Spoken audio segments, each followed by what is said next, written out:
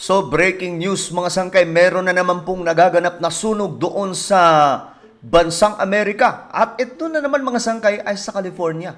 Grabe na po talaga itong nangyayari ngayon sa ating mundo, no? Talagang lumalala po ng lumalala ang sitwasyon pagdating po sa mga natural disaster, mga kalamidad. Ngayon mga sangkay, palala po ito ng palala. At biruin nyo, kakatapos lamang, no? At hindi pa nga po halos matapos-tapos mga sangkay, itong nangyayaring sunog doon sa California. Eto na naman, may sumiklab na naman daw. Pag-usapan po natin yan, but before tayo magsimula, paki-subscribe po muna yung ating YouTube channel. Ayan, tayo po ay 1.4 million subscribers na. Road to 2 million subscribers. Alright? So sa mga hindi pa po dyan, nakakapag-subscribe, i-click nyo po yung subscribe button sa baba ng video na to. I-click ang bell at i-click nyo po yung all. Dahil dito mga sangkay, hindi lamang po mga issues ng Pilipinas ang ating pinag-uusapan, kundi yung mga pandaigdigang balita, inaalam din po natin para syempre maihatid po sa lahat ng mga kababayan natin itong nagaganap sa ating mundo. At ito, mga sangkay, no? Pag-usapan po natin. Sa mga nanonood pala sa Facebook, i-follow nyo po yung ating Facebook page. Shoutout nga pala sa lahat ng mga solid sangkay. Mag-comment po kayo sa ibaba ng hashtag solid sangkay kasama po ang inyong mga lugar. Alright? Ngayon, ito ang nangyayari mga sangkay. Nagkaroon po ng breaking news. Ito po yan. New wildfire near Los Angeles. Yan po, nag-explode. So, napilitan daw po na mag-evacuate ang maraming mga nakatira doon, mga sangkay. So, palala po ito ng palala, no? Ayan, mga sangkay, dami pong nagko-comment.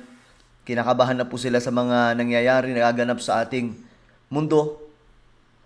Ito naman mga sangkay, mula sa ABS-CBN, new wildfire in Los Angeles. Ayan.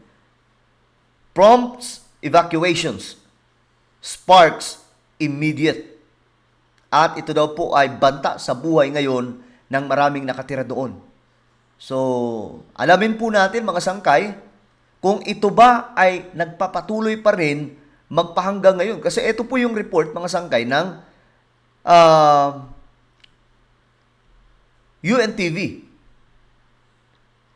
Ayan, mga sangkay, yan po mismo yung report ng UNTV na nagkakaroon nga daw po ngayon ng patuloy na pagkasunog, mga sangkay, ito doon po sa doon po sa California.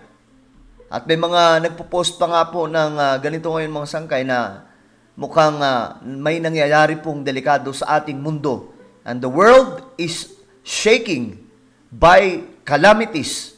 At nakakatakot na po ito kung iisipin. At lahat po ng mga nakapropesiya sa Biblia, mga sangkay, sabay-sabay po na nagaganap ngayon. And that's very alarming sa mga taong hindi naglilingkod sa ating Panginoong Diyos. No, dahil nakikita po natin ngayon mga sangkay yung katuparan ng mga propesiya na nakasulat sa Biblia. Eto, tingnan po natin, kasalukuyang nagaganap po ito mga sangkay ayon po dito sa ABC News from America. The new wildfire in Southern California, more than 50,000 people were forced to flee under an evacuation warning. Grabe. The Chief National Correspondent Matt Gumman on the scene at the new fire that broke out overnight. Good morning, Matt. Hey, good morning, George. I want to give you a sense of where we are. That overpass, that's the 405 freeway, one of the most traffic thoroughfares in the world. And over here, beyond the fire hoses in that black, that's where the fire burned. At the top of that ridge, that is Bel Air. And over the past 24 hours, it has felt that so many fires erupted at almost the same time. But firefighters arrived here in enormous numbers on the ground, in the air, knocking that fire down. Overnight, a new fire breaking out in Los Angeles along the 405 freeway. Grabe, no? Before, napapanood lamang po natin to sa mga sci-fi movies, mga science fiction movies. But, nare-realize natin ngayon, mga sangkay, that eto na yun. This is the actual event. Realidad na nangyayari sa panahon natin ngayon. Itong mga matitinding kalamidad, mga sangkay, dulot po nitong kalikasan natin. Kusa pong nasusunog. So bakit nasusunog ito ng kusa, mga sangkay? Marahil may rason tayo, pwedeng sabihin ng siyensya na ito ay dahil sa climate change, global warming, dahil sa tumataas po mga sangkay na temperatura sa ating mundo. Pero, ang realidad na ito mga sangkay, nangyayari ito dahil ito po ay nakasulat sa Biblia na sa huling mga araw, mga sangkay, magaganap po talaga yung mga kagilagilalas, mga katakot-takot na mga bagay na magdudulot po ng kaba sa dibdib ng maraming mga tao. So ito po ang nakikita natin ngayon, mga sangkay. Near the Getty Center Museum, prompting evacuation warnings in parts of Bel Air, flames and embers shooting up the hillside. Our station, KABC, capturing the first water drop as an army of fire trucks tackle the fire from the ground. Grabe. That is more than 4,000 firefighters raced to battle the quick-moving Hughes fire just north of 4,000 na mga firefighters, no? Ang dami. Los Angeles. We have the fire burning at a high rate of speed. It is crossing the road at Lake Hughes. The fire fueled by those dangerous Santa Ana winds, burning more than 9,000 acres of bone-dry brush in the town of Castaic, at one point devouring 30 acres per minute. Grabe.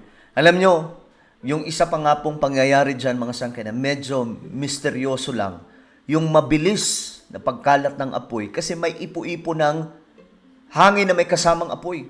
Yung tornado siya, na may kasamang apoy. Just imagine mga sangkay, yung mga tornado na gawa po ng kalikasan natin mula po sa sama ng panahon. Eto po, nangyayari po siya mga sangkay sa gitna po ng sunog. Naglalakad po ng apoy. Yan po yung nadiskubre mismo ng mga opisyal, mga scientist sa maraming mga lokasyon ng sunog dyan sa California.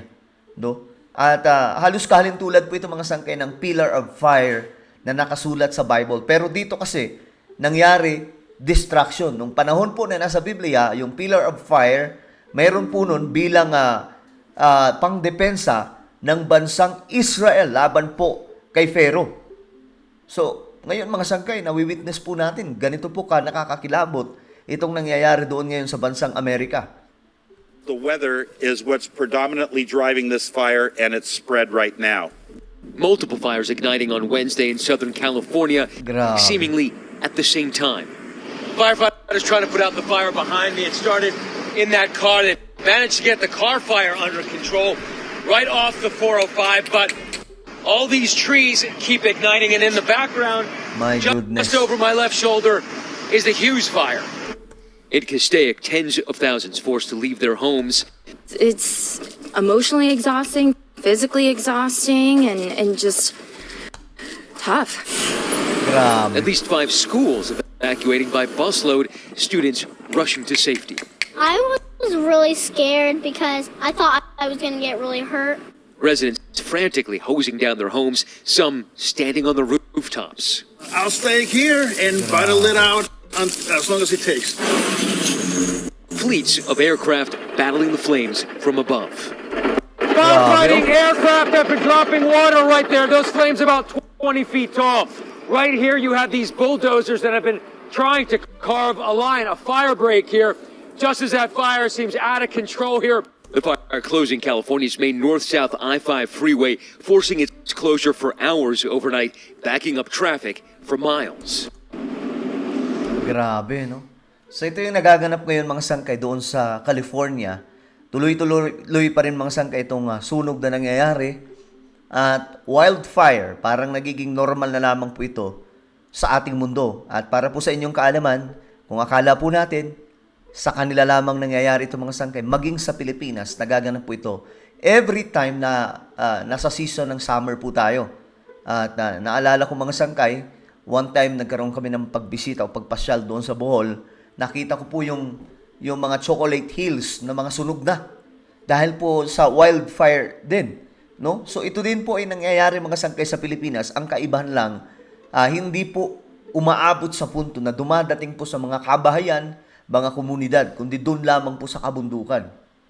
Well, wala na tayong magagawa mga sangkay. Ito po ang nangyayari ngayon sa ating mundo. What we need to do is to pray. No?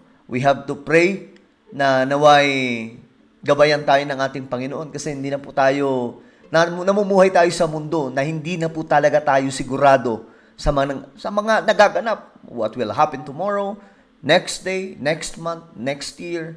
So we have to pray and be ready spiritually. Well, ano po ang inyong opinion? Just comment down below. Meron po tayong YouTube channel. Ito po ay Sangkay Revelation. Hanapin nyo po ito sa YouTube, guys. Kapag nakita nyo na, i-click nyo po yung subscribe, i-click ang bell, at i-click nyo po yung all. Ako na po ay magpapaalam. Mag-iingat po ang lahat. God bless everyone.